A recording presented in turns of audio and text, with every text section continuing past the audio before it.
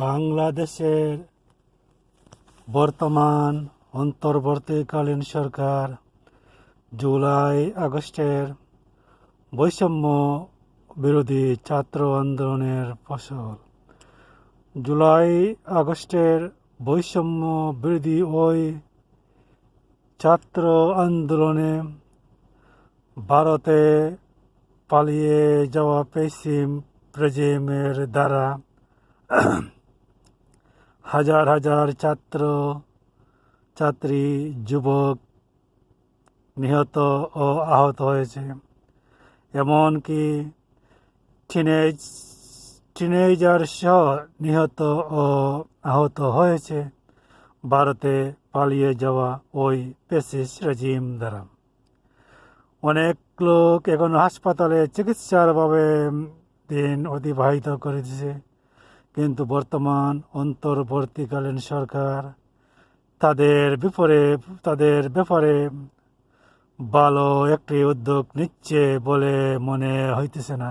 কারণ অন্তর্বর্তীকালীন সরকারের উচিত প্রত্যেক দিন একটা আপডেট দেওয়া যে ওদের অবস্থা কি হইতেছে।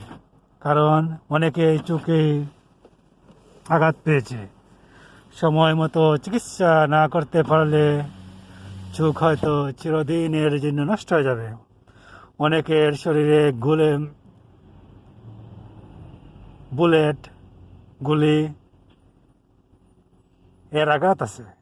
এগুলা ঠিকমতো বের না করতে পারলে হয়তো ভবিষ্যতে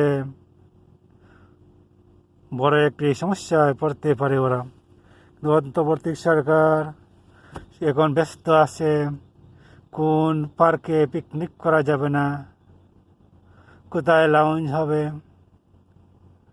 বিল্ডিং বানাতে গেলে কোন ধরনের ইট লাগাতে হবে। এটা তো হওয়ার কথা ছিল না।